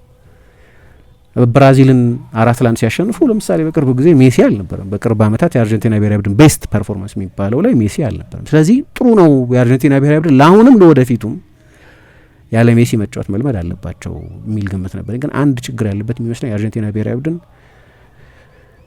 ትልቅ ጥያቄ የሚሆንም ይመስለኛል። የበቂ ትውልድ እያፈራ አልመሰለኝም። ቤንችም ላይ የዴብዝ ችግር አለበት። አሁን ትላንትና ተቀይሮ የገቡትን አንዳንድ ተጫዋቾች ብታይ ኒኮላስ ጎንዛሌዝ ዩቬንቱስ አትፈለግም የተባለ ፊዮረንቲና ውስጥ ሲጫወት የነበረ አትሌቲኮ ማድሪድ ቤንች ነው። ጎንዛሎ ሞንቲኤል ጨዋታ መቀየር በምትፈልጊበት ጊዜ ትልቁ ኦፕሽን ሊሆን አይችልም እና ሌሎች ወጣት ተጫዋቾች በብራይተን የሚጫወት አንድ ልጅ ቫለንቲን ባርኮ የሚባል ኒኮ ፓዝ ከሜሲ ጋር አንድ ሜዳ ውስጥ መቆየት በጣም ያስቸግረዋል፣ ግን ትልቅ ፖቴንሻል ነው። ቀሱ ካልሆነ በስተቀር ቤንቹን ስታዩ ኃይለኛ የዴብዝ ችግር አለበት። የፈረንሳይን፣ የእንግሊዝን፣ ኢቭን የስፔንን ተጠባባቂ ወንበር ስታይ ከአርጀንቲና አንጻር በኋላ ያልተመረጠ ኮንትሮቨርሻል ሊሆን ይሄማ መመረጥ ነበረበት የሚባል ሌላ የማጥቃት ተጫዋችም አልነበረም። ለነገሩ ላውታሮ ነው በቃ ትልቁ ተጫዋቻቸው። ላውታሮ ደግሞ ብዙ ጊዜ ከሁሊያን አልቫሬዝ ጋር ለቦታ የሚፎካከር ተጫዋች ነው እና በቂ የጎል ዕድል እየፈጠሩ አልነበረም ወደ ሜሲ ወደ ቀኝ ሺፍት ከማድረጉ በፊት። ግን በድጋሚ ሊዮኔል ስካሎኒን ደግሞ ማድነቅ የሚያስፈልግ ይመስለኛል። ማቲያስ ማናን፣ ሊዮኔል ስካሎኒን ወይም አይማርን ወይም አያላን ወይም ቫልተር ሳሙኤል የኮችንግ ስታፍ አባላት በሙሉ ብዙ የምናውቃቸው ትልልቅ የቀድሞ ተጫዋቾች ናቸው እነዚህ ሁሉ። የሁለቱ አጋማሽ ለውጦቹ ግን በጣም ቁልፍ ነበሩ። ከዛ የውሃ እረፍት ሽግሽግና ከሜሲ ቦታ ሺፍት ማድረግም ውጪ ኒኮላስ ታሊያፊኮ የመጀመሪያ አሰላለፍ ላይ ፋኩንዶ ሜዲናን ሌላ አኩኛ የሚባል ተጫዋች ነበረ።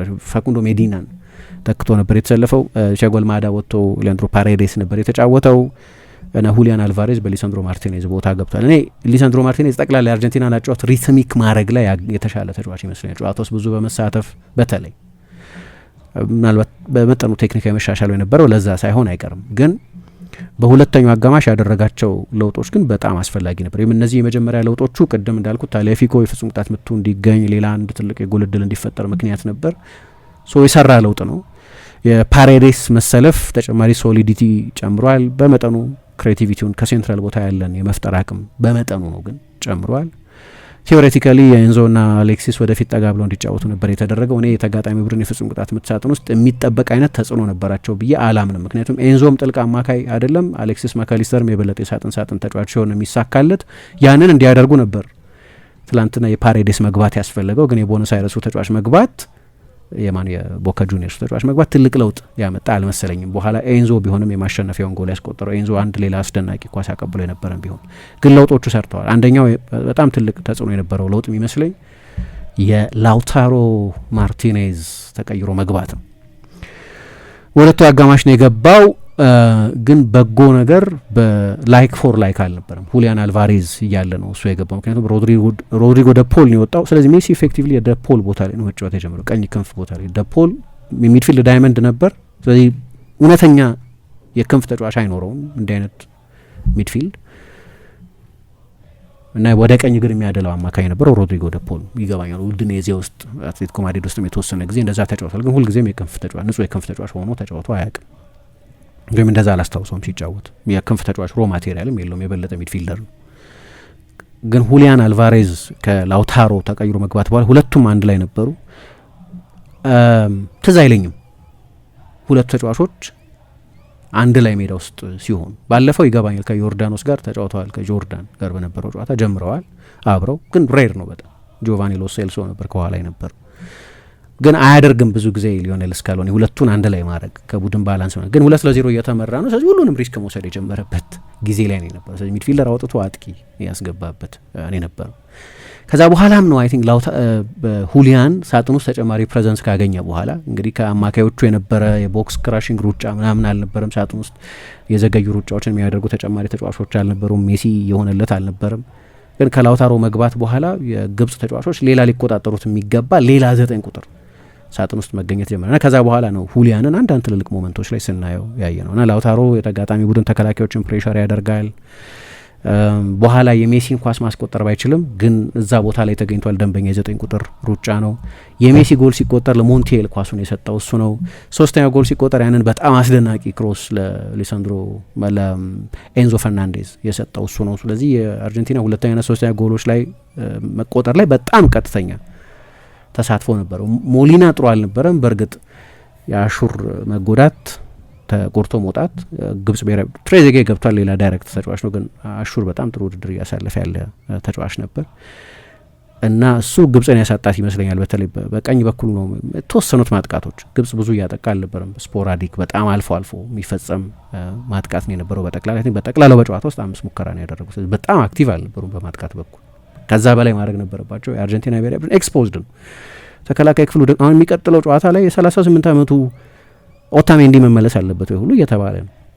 እንዲህ አይነት ጥያቄ ሁሉ እየተነሳ በጣም የተጋለጠ የተከላካይ መስመር ነው በስትራክቸርም ግን በግለሰቦቹም የመከላከል ችግር ምክንያት እና እሱ ነው የሰጠው። ኒኮላስ ጎንዛሌዝ በታሊያፊኮ ቦታ ነው የገባው። አሁን ይሄም በጣም ትልቅ ሪስክ ነው። ለምን? ኒኮላስ ጎንዛሌዝ ንጹህ የክንፍ ተጫዋች ነው። ታሊያፊኮ ፉል ባክ ነው።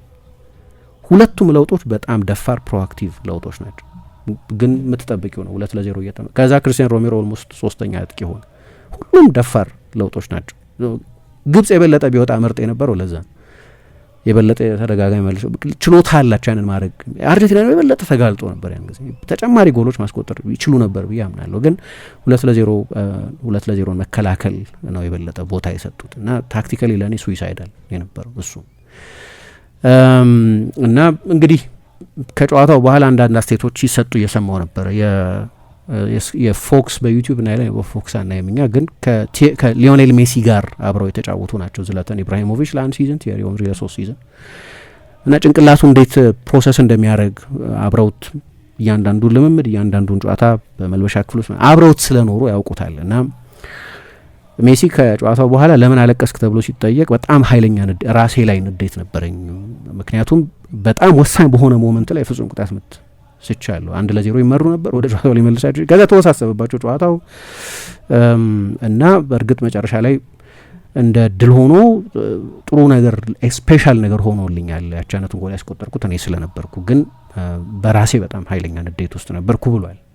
ቡድኑን ጎድቻለሁ፣ የቡድን ጓደኞቼን ጎድቻቸዋለሁ የሚል ስሜት ስለነበረው ግን ኤግዛክትሊ ምን ትሪገር እንዳደረገው አላውቅም። ግን ቲየሪ ኦንሪ ምን ይላል? የባርሴሎና ልምምዶች ላይ ለምሳሌ ልምምዶች በሚሰሩበት ጊዜ አሰልጣኞችም ዳኞችም ናቸው። ስለዚህ ለምሳሌ 7-7 ጨዋታ ቢደረግ አለንም 7 ኤ ሳይድ ወይ 5 ኤ ሳይድ የልምምድ ማይነር ጌሞች በሚደረጉበት ጊዜ ያው ፊሽካ ይዘው ነው የሚቆሙት አሰልጣኞች እና ልምምድ ሜዳ ላይም ፋውል ይሰጣል እና የሆነ ተጫዋች ፋውል ይሰራበት ሊዮኔል ሜሲ ላይ አንዳንድ ጊዜ አሰልጣኞች ያው ጓርዲዮላ ነው የነበረው በቲየሪ ኦንሪ ዘመን መጀመሪያ ራይ ካርድ አይሰጡም ማለት ቅጣት ምት እና ተመትቻለሁ፣ ፋውል ተሰርቶብኛል፣ ለምንድን ነው ቅጣት ምት ማትሰጠኝ ብሎ ኮምፕሌን ያደርጋል። ተጫወት ይለዋል አሰልጣኙ። ልምምድ ነው ይቀጥላል።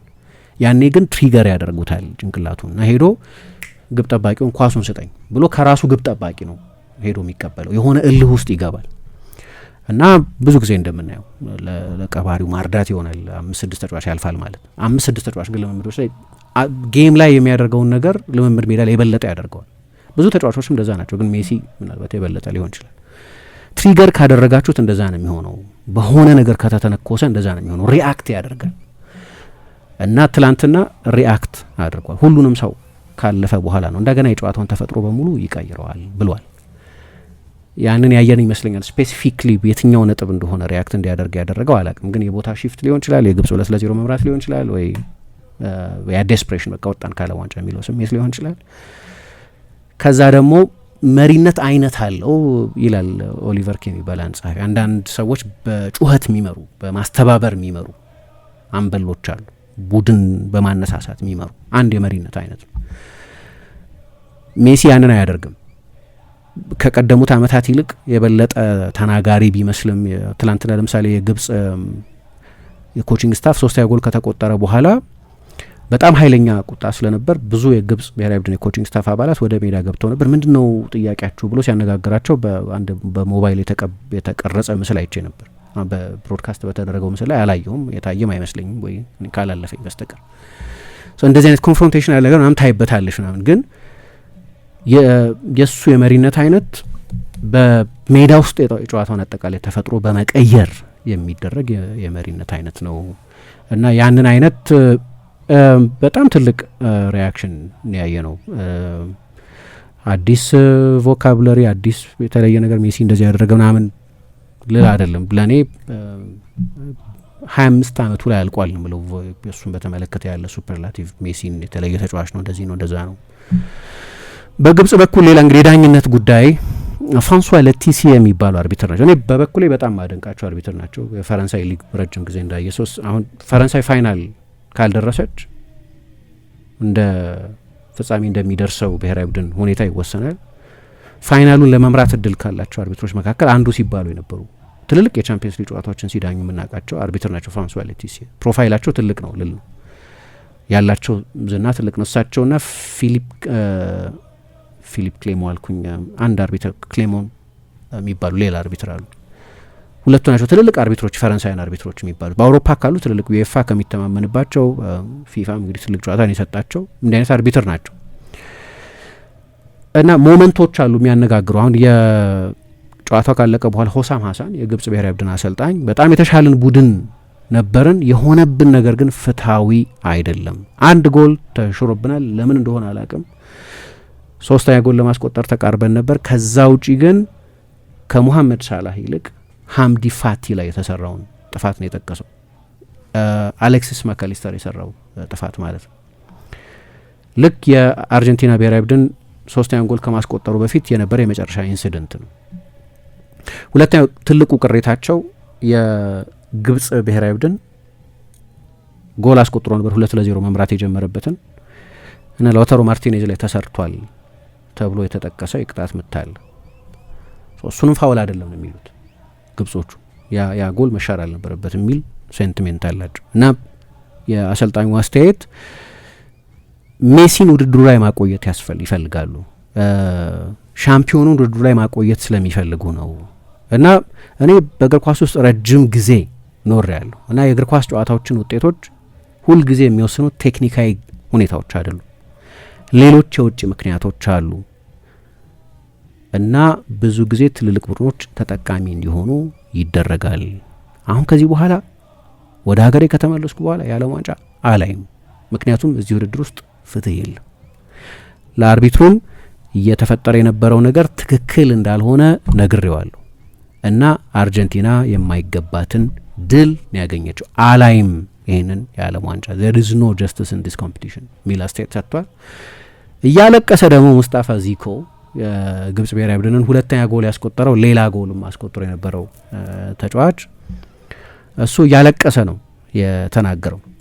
በጣም አስደናቂ አጫወት ከዓለም ሻምፒዮኖች ጋር ነበር የተጫወት ነው። በሁለቱ አጋማሽ ስለተፈጠረው ነገር አላቅም። ሁሉም ሰው እንዳየው ብዙ እንግዳ ነገሮች ይፈጠሩ ነበር እና በደሉ ልክ እንደ ቀን የጠራ ነበር፣ የተፈጸመብን በደል እንደ ቀን የጠራ ነበር የሚል አስተያየት ሰጥቷል። በግብጾቹ በኩል ያለ ኦፌንድድ የመሆን ስሜት በጣም ጠንካራ ስሜት ነው። በአሰልጣኙ በኩል ይታይ ነበር። በኋላ እንዲያውም ሁለት እጆቹን አጣምሮ ይሄ ምልክት ምን ማለት ይሆን ለማየት እየሞከርኩ ነበር።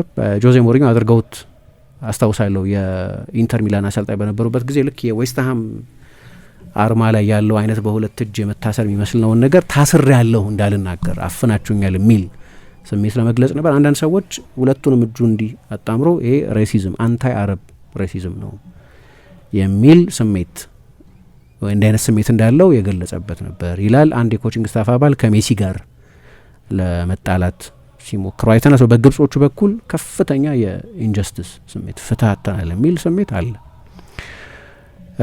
እና ምሳ እንዳነሳሹ እንግዲህ የአንዳንዶቹ ጉዳዮች ላይ ዳኝነትን በተመለከተ እኔ የጨረስኩት መቼ ነው የፎላሪን ባሎጉን ቅጣት የተነሳ ጊዜ ኖርማል ያለ ዋንጫ አይደለም። እኔ ከትልቆቹ ውሳኔዎች ይልቅ ብዙ 50-50 ውሳኔዎች አሉ። የጨዋታ ፓተርን የሚወስኑ ብዙ 50-50 ውሳኔዎች አሉ እና እዛ ላይ ያሉ ብዙ የዳኝነት ችግሮች መኖራቸው ግልጽ ነው። ትልልቆቹ ቡድኖች ተመሳሳይ ኮምፕሌን የክሮኤሽያ ፖርቱጋል ጨዋታ ላይ ነበር። ተመሳሳይ ኮምፕሌን የፎላሪን ባሎጉን ቀይ ካርድ የተነሳበት ጊዜ ተመሳሳይ ውድድሩ ላይ ባይሆንም ሌሎች የተነሱ ቅጣቶች ምናቃቸው አሉ እና በጣም አስገራሚ ጨዋታ ነበር። በጠቅላላው ብዙ ኢቨንቶች የነበሩት ነው እና እንግዲህ አርጀንቲና በጨዋታው ላይ ብዙ ድል ነበረው። ምንድነው 6 ትልልቅ የጎል ድል ፈጥሯል። 4 ትልልቅ የጎል ድሎች አባክኗል። 19-5 ነበር ሙከራው፣ 7-2 ነበረውን ታርጌቱ። ጥሩ ተጫውተዋል ማለት ይቸግረኛል። እንዳነሳት አብዛኞቹ ነገሮች ታክቲካዊ ጸጾች የነበሩበት ነው። ግን ሜሲ ያለው ቡድን ሁልጊዜ እድል አለው እና በዛ መንገድ ነው ጨዋታው ሪቨርስ ያደረጉት። ግን የአፍሪካ ቡድኖችን ባላንስ በተመለከተ ግን እኔ ከምን ጋር እንደሚገናኝ አላቅም። ምክንያቱም ይሄ ስቴሪዮታይፕ ይሆንብኛል። አፍሪካዎችን በተመለከተ መጨረሻ ላይ አካባቢ ውጤት ፕሮቴክት የማድረግ ችግር 2-0 እየመራሽ ነው። ኦኬ 2-0 እየመራሽ ነው። ሌላ ውሳኔ ላገኝ ይችል ነበር። አንድ ጥሩ ክርክር ነው። ግን 2-0 እየመሩ ነው። ኦልሬዲ አሸንፈዋል ያንን ጌም። 10 ደቂቃ ነው የቀረው። 10 ደቂቃ ነው የቀረው። ጥሩ ተከላካይ ቢሆን ነገር አድርጌ አላቅም። ቅድም እንዳልኩት በጣም ድሮፕ አድርገው ሊሆን ይችላል። በባክ በመጨረሻው መስመር 6 ተጫዋች 7 ተጫዋች ናይ ነበር። ሙሉ ሳጥን ውስጥ ነው የተከማቹት። ግን በዚህኛው የዓለም ዋንጫ ላይ 2026 የዓለም ዋንጫ ላይ ከ90ኛው ደቂቃ በኋላ 10 ጎል ተቆጥሯል። ብዙዎቹ የአፍሪካ ቡድኖች ላይ ሳይሆኑ አይቀርም የተቆጠሩት። ደቡብ አፍሪካ በካናዳ ሲሸነፍ፣ ሴኔጋል በቤልጅየም ሲሸነፍ፣ ዴሞክራቲክ ሪፐብሊክ ኮንጎ በእንግሊዝ ሲሸነፍ፣ አይቮሪኮስ ተሸንፎ ከውድድር ውጭ ሲሆን በእነዚህ ሁሉ ጨዋታዎች አይቮሪኮስ በሃላንድ የኖርዌይ ነበር የተሸነፉት እና አሁን ግብጽ ሲሸነፉ በሙሉ እነዚህ በጥሎ ማለፍ ውድድሮች ተሸንፈው የወጡት ቡድኖች ላይ ፓተርን የሚመስል ነገር አለው። አሁን እርግጠኛ አይደለሁም ከ90ኛው ደቂቃ በኋላ ስንት ጎል ተቆጠረባቸው የሚለውን በተመለከተ ልክ ትናንት እንደተቆጠረ በእርግጠኝነት ግን እያንዳንዱ አሁን የጠቀስኩት ቡድን በመጨረሻዎቹ 5 ደቂቃዎች ውስጥ በተቆጠረበት ጎል የተሸነፈ ኬን ጎሉን ያስቆጠረው በዛ ጊዜ ውስጥ ነው። ከ75 ደቂቃ ድረስ እንግሊዝን 1-0 ይመራ ነበር ኮንጎ። ግብጽ 10 ደቂቃ እስኪቀረው ድረስ 2-0 ይመራ ነበር። ደቡብ አፍሪካ 0-0 ነበር ከካናዳ ጋር እስከ 90ኛው ደቂቃ ድረስ። ሴኔጋል 2-0 ይመራ ነበር ቤልጅየምን። ሁሉም ቡድኖች በተመሳሳይ ሁኔታ ነው ከውድድር ውጭ የሆኑት። አሁን አንድ የአፍሪካ ቡድን ሞሮኮ ብቻ ነው የቀረው። እናም ይሄንን መረዳት አልቻልኩም። ሳይኮሎጂካል ነው ወይስ ምንድን ነው የሚለውን ሁሉም ቡድኖች ያጋጠማቸው ስለሆነ በነጠላ አንድ ጨዋታ ላይ 2 ጨዋታ ላይ ቢያጋጥም ኖሮ ምን ማለት ነው። አሁን ይሄ ኖካውቶቹን ብቻ ነው የጠቀስኩት። ወደ ምድብ ጨዋታዎች ብንሄድ ምናልባት ተጨማሪ ምሳሌዎች ማግኘት እንችል ይሆናል። ብዙ ቡድኖች እንዲህ አይነት ነገር አጋጥሟቸው የመጨረሻዎቹ 10 ደቂቃዎች 5 ደቂቃዎች ውስጥ ወይ 90 ደቂቃ ካለፈ በኋላ የአፍሪካ ፉትቦል ችግር ነው ይሄ ወይስ የሚለውን አላቅም። ተመሳሳይ ነገር ስለነበር ለማንኛውም በዚህ ሁኔታ ነው ጨዋታው ትላንትና የተጠናቀቀው። አርጀንቲና ከስዊትዘርላንድ ጋር በሩብ ፍጻሜ ትጫወታለች።